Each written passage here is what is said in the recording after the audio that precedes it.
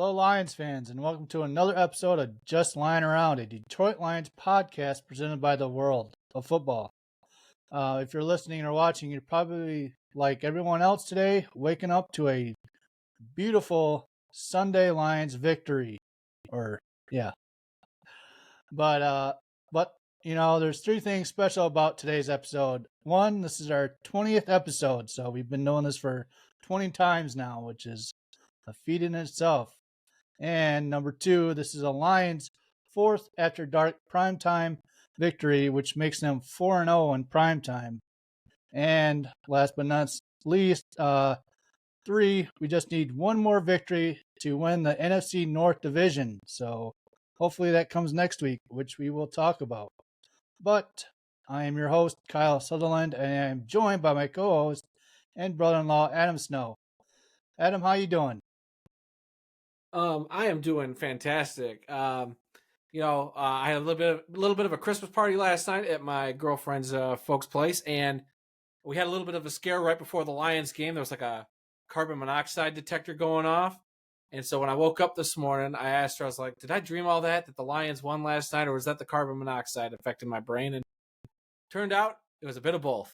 So good job that the Lions won there, and the carbon monoxide thing got figured out. So we're not even worried about it. Oh, well, that's great. Great news. All right. On today's show, we're going to go over the Lions' Week 15 win against the Denver Broncos, and then look ahead at Week 16 game against the Minnesota Vikings. But first, we want to thank you for checking out our podcast, whether that's on YouTube channel or on your podcast platform of choice. You can find the World of Football and its many offerings on multiple social media platforms. Just check down in the description. Also, we have timestamps if you would like to jump around to various topics that we discuss. But now let's get on to this massive Week 15 win against the Broncos. We have the Lions 42 points against Broncos 17. Overall, it was just a big old butt whooping by the Lions. So, yeah, I will take it. But let's get through these stats real quick, and we're just going to talk about this beautiful game that the Lions played. So let's just jump into it. We had Jared Goff, 24-32 for 278 yards, 5 touchdowns. Jahmyr Gibbs, 11 carries, 2 receptions for 108 total yards, 2 touchdowns. Amon-Ra St. Brown had 7 receptions for 112 yards, 1 touchdown, and a beautiful somersault into the end zone there. And last but not least, we had the all-star tight end Sam Laporta with 5 receptions, 56 yards, and 3 touchdowns. And on the Broncos side, we had Russell Wilson, 18-32 for 223 yards in the air, 7 carries, 6 yards on the ground for 2 total touchdowns. Samaje Perine had 6 carries for 37 yards. Jerry Jeudy, 3 receptions for 74 yards.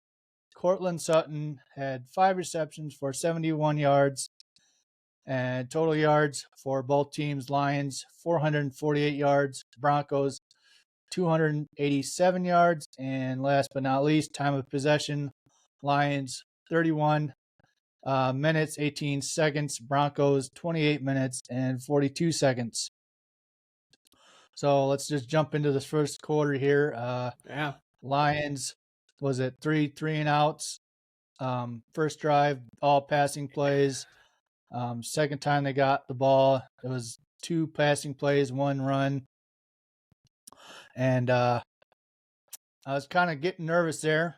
I didn't know if that was their game plan to try and pass it all over the yard. But the defense for the Lions stepped up, blitzing all over. We had a sack fumble by Iffy, and Bugs recovered, running down the field with it. So, yeah. What do you think of that first quarter there, Adam? Well, the first quarter, it was a very defensive battle between both teams. The Lions got that big fumble recovery. They couldn't really do much on offense to start the game. Denver's defense looked like they came to play. So after that first quarter, I was like, oh man, we're looking at a stalemate so far. This might just be a defensive game. And I still wasn't feeling great about the defense at the time.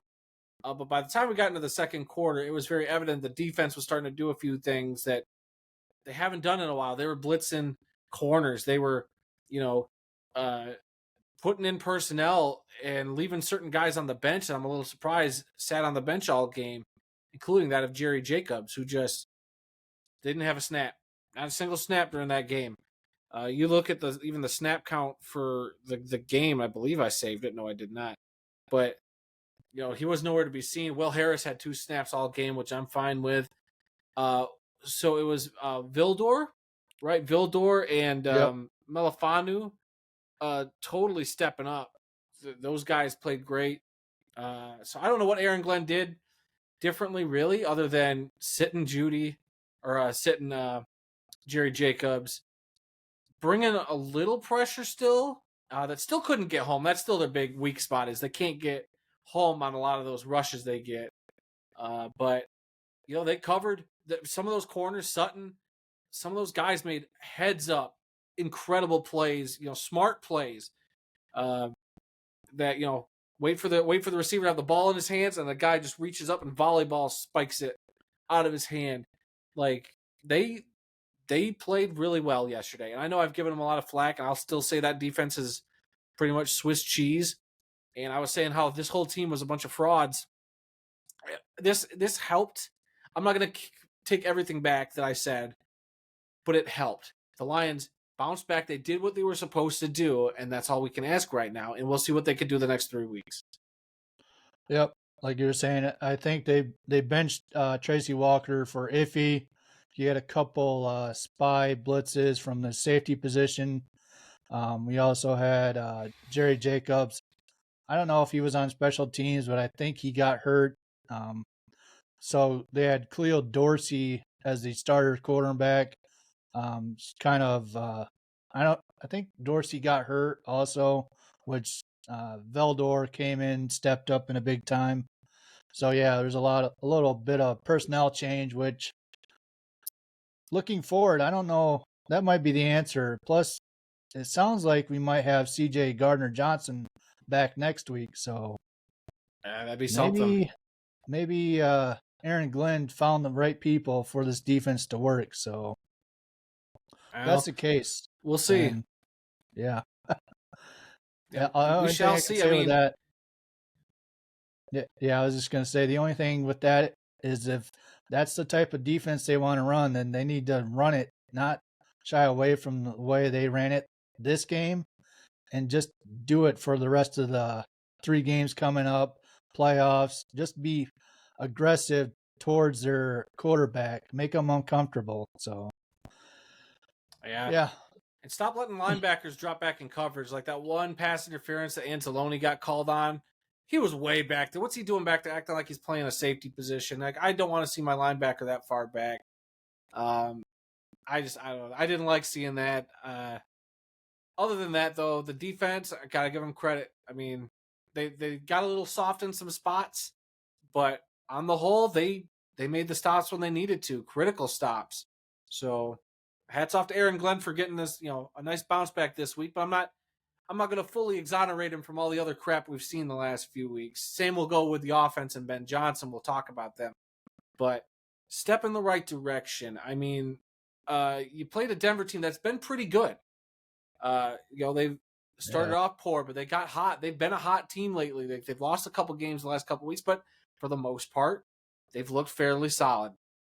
So this was a game Denver easily could have taken, and early on, Denver looked like they had that fight, but Detroit did what we wanted them to do, and I'm sure we'll transition to the offensive side of the ball now. But Detroit ran the ball down their throat, around the edges, and just pretty much broke that Denver defense's will. And Jared Goff got back on track. He looked a lot sharper. Still a couple passes that might have gotten away from him. There's definitely a screen pass. I'm like, man, Jared, you got to hit that screen pass. There's a couple bad decision making, like throwing a screen pass to a guy that's literally got a defensive lineman covered him like a freaking blanket. Like, got to clean a little bit of that up. But I mean, you can't argue with results, and I can't be mad with, how they ended up this game, which is Jared Goff throwing 5 stinking touchdown passes. Unbelievable. Tying a Yeah, speaking of franchise which, record. let's talk about this turnaround here. Second quarter, defense still holding Broncos to 0 points, but the offense starting to put up points here with 21, with Laporta, Gibbs, and St. Brown all getting touchdowns in the second quarter. So yeah, it definitely a different story on the second quarter here, and also um, third quarter, or as everyone like to call it, third quarter. Um, is it over? I don't know. We got Laporta scores at the end of the third quarter to end that slump there. So hopefully they can turn that around, um, get them to score there. Yeah, the But third yeah, quarter, I just want to say real quick, like, yeah, they finally did what we've been wanting them to do. They stuck with the way they were playing. They didn't change much up. I mean, they started off a decent drive, but they still ended up punting on that first drive in the third quarter after Denver had it. But they found a way to, get down and get that other Laporta touchdown there in the quarter, and overall looked a lot better. They at least were sticking with their game plan, and it didn't look like, oh, we're going to either play conservative or, we're going to get away from what was working. No, they stuck with pretty much what was working. Denver might have just caught on a little bit, so we didn't score 2 touchdowns that quarter. But you know, I think Ben Johnson's play calling didn't get too cute at any point. There's no, might have been that one play where it looked like a big double reverse, but I think it was just a Gibbs sweep to the outside. And how about Gibbs? Can we just talk about Gibbs for 2 seconds? That man had no room on that edge, and he made plays happen. Like, there was a couple plays, like he made a couple spin moves, and he got 5, 6, 7, 10 extra yards on his own. Both edges. yeah, Laporta running down the sideline for that 19-yard touchdown, making that play happen.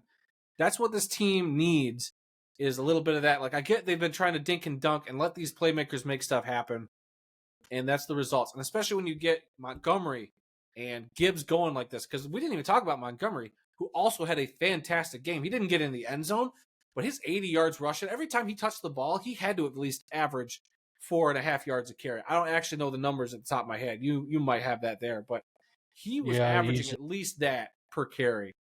And he averaged 5 yards a carry, but even yeah, David Montgomery's, like, the way he ran, he was hitting people left and right. Like, it was hard hits too, bouncing off them.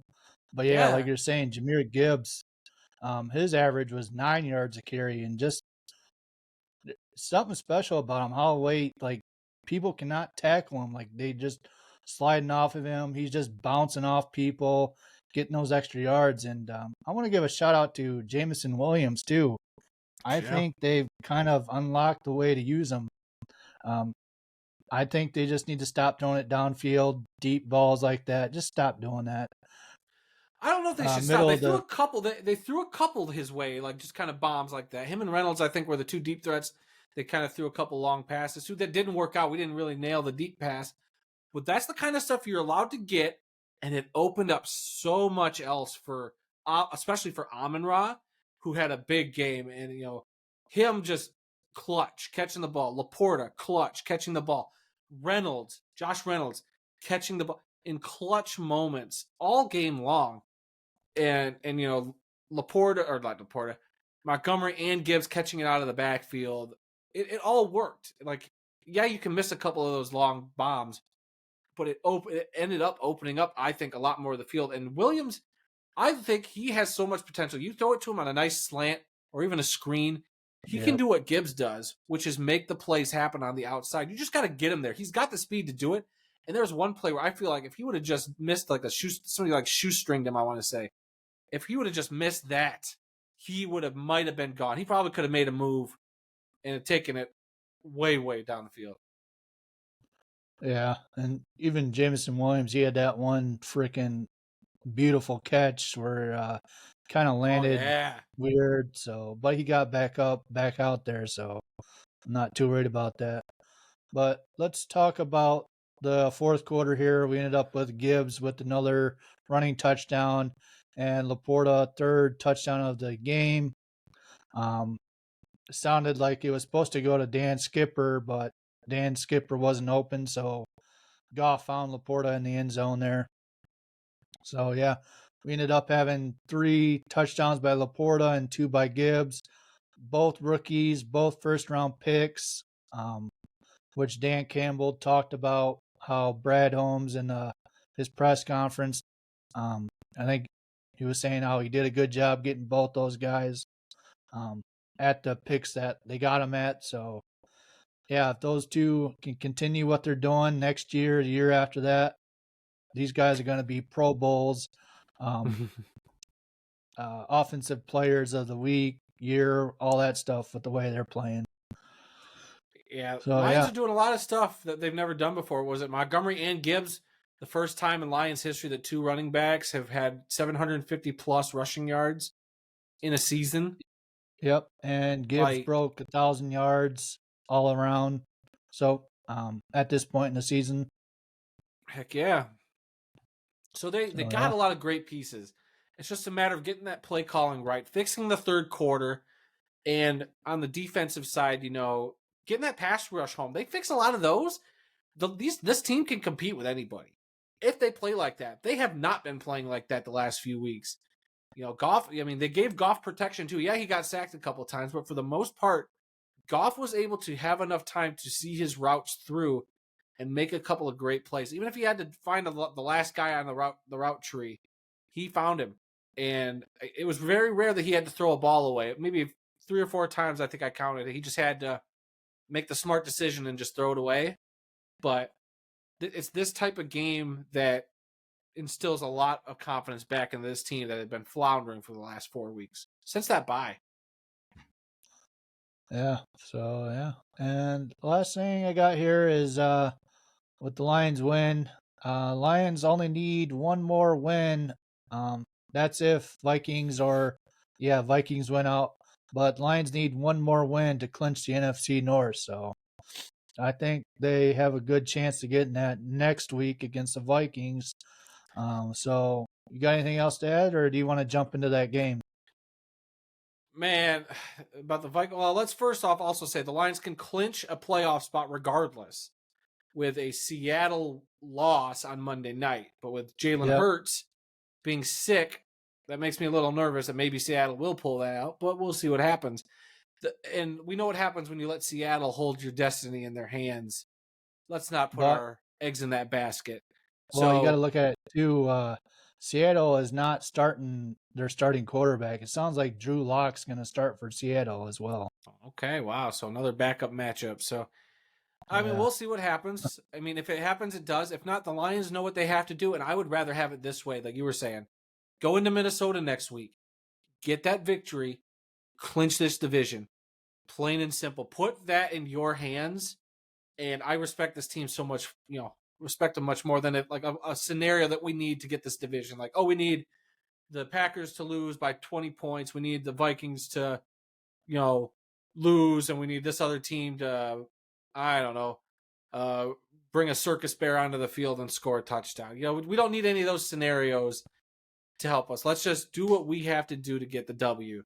And it's a very winnable game in Minnesota. After watching that game earlier in the day where Minnesota took on Cincinnati, I'm not overly impressed with Minnesota. They got weapons. Don't get me wrong. They got weapons. And they Oh make yeah. me a little nervous. But if the Lions play like they did last night, they should walk out of Minnesota with a W. And then I don't want to get too far down the road, but that 4-0 in primetime looks very good when you're staring down the Dallas Cowboys on another Saturday night game in a couple weeks.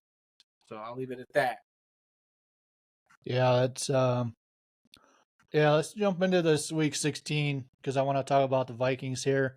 Lions are facing the Vikings at Vikings Sunday, December 24th, Christmas Eve, 1 o'clock on Fox.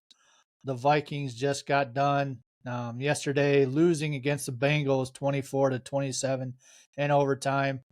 The last 4 games for the Vikings, they are 1-4, so they are trending downwards, which is a good thing for us. Um, Biggest couple things for us as Lions fans to look out for is they got three really, really good receivers to watch out for. You got Jefferson, Addison, and I know Hawkinson's a tight end, but he plays more as like a receiver. So yeah, we need to make sure we have the best guys on our team covering these three guys. So hopefully Glenn's looking out for that. Also, thing that's probably going to help us too is Vikings are in a tough spot with a quarterback situation. They brought over Pasternak, golly, what's his name? Joshua Dobbs. Joshua Dobbs, but he is now benched. He's the third string quarterback currently on this roster. So they have their original third string quarterback starting. So I think Nick Mullins being a third string quarterback, let's just blitz like crazy. Let's throw him off this game. Hopefully we can get there quickly so we don't allow him to have enough time to have Jefferson get open, Addison get open, because those two guys are really dangerous on that team there. Yeah. And then I mean, last thing, it's oh, sorry, yeah, go ahead, finish your last thought. yeah, last thing, their run defense is apparently it's really good. So I don't want to say let's start off passing the ball around. Maybe let's start off getting Gibbs in there, run a couple run plays. Let's get him on the outside because he is just a special runner. The way he bounces off tackles, the way he makes sure he gets those first downs or getting close to the first down. And then once you establish a run, let's start passing that ball around because their passing defense, I think, is ranked 22nd in the league. So, yeah, we got enough tools on that passing offense to really shake things around too. So, yeah. Yeah, I think the key will be I don't care what they're ranked. I run it down their throat. It's worked. You got the two monsters in that backfield. You have Mr. Inside and Mr. Outside, who both can play inside and outside.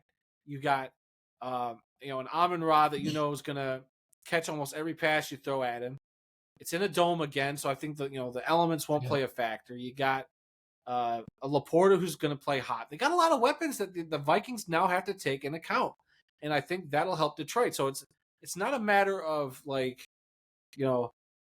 them stopping one guy. They have to stop all of them, and I don't think they can. If the Lions execute their game plan right, they can do a multitude of different things. Even if they shut down an amon-ra, if they shut down a Laporta, they're just going to be like, all right, well, we see you shutting down that guy. Well, we're just going to get Jamison Williams involved. He hasn't played in a couple weeks. Did you forget we had him? Oh, Donovan Peoples-Jones only has 2 catches with us. Gee, maybe this will be his breakout game. Like, the Lions have so many ways they can go, but they just have to start with protecting Goff and getting to that other quarterback. If those two things, happen, Detroit should be able to take this game. Maybe it won't be pretty, but they should be able to take it. Yep. And with keeping Goff comfortable, we got the O-line all healthy again. So, and Broncos, they are a blitz heavy team, and just Goff standing in the pocket there didn't look uncomfortable. He had 5 touchdowns in this Broncos game. So if they can come out healthy again against this Vikings, which I think they like to blitz also with their defensive coordinator they have. So yeah, they blitz. We're gonna have someone open in the on the wide receiver room for us. So yeah, we'll see. Yeah, and we shall. And I want to say apologize to Jared Goff for last week, but he looked a lot better, and I think that offensive line play affects how he plays tremendously. So I'm hoping we see more of this Jared Goff than we've seen the last couple weeks. So fingers crossed. Yep, it'll be in a dome. It's not crazy weather he's got to deal with, so I think that's going to work out in our favor as well. So yeah, fingers crossed. You got anything else to add?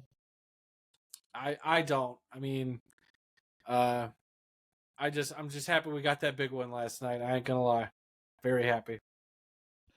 Yep, and yeah, I think we don't have to worry about the Bears anymore or the Packers as far as trying to beat us in our division. So I know they play today. They're playing right now. So when this comes out, it'll probably be over with.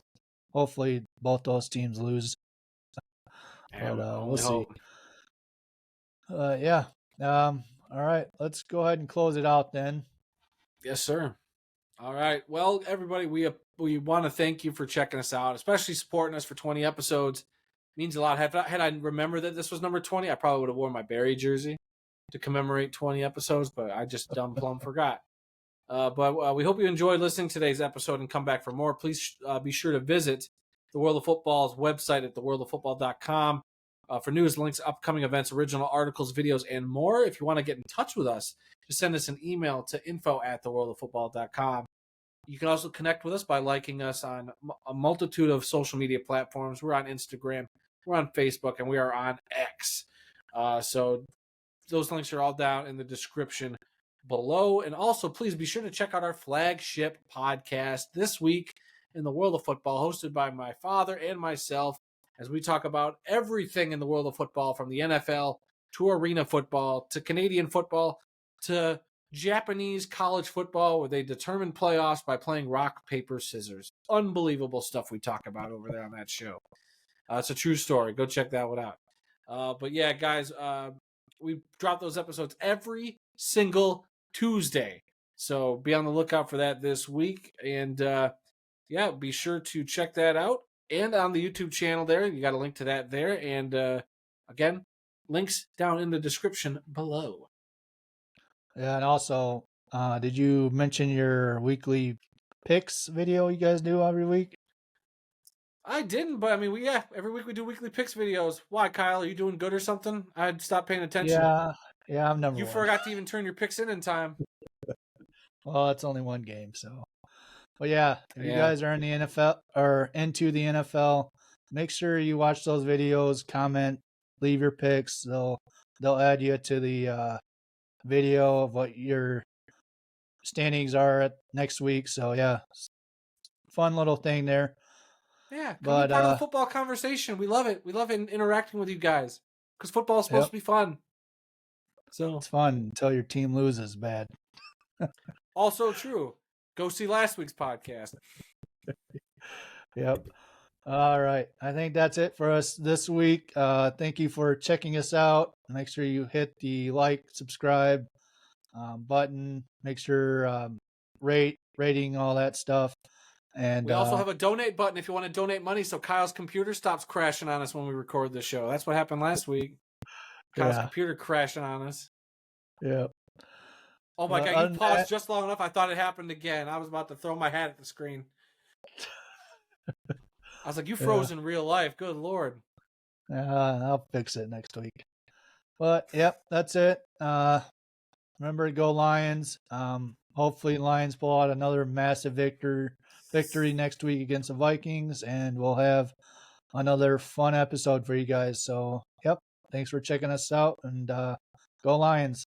Yep, go Lions. Hey, by the way, with that being on Christmas Eve, I don't know what you got plans wise. Like, I'm sure we'll still try to get an episode up, but I don't know. Would you be okay if we have to wait a day or two? Because with Christmas right there, just in case.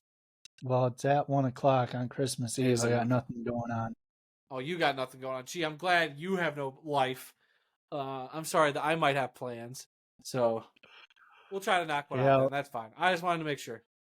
Yeah, I'm open whenever, so. All right. You just let me know. Sounds good. Go Lions, baby. Yep, go Lions.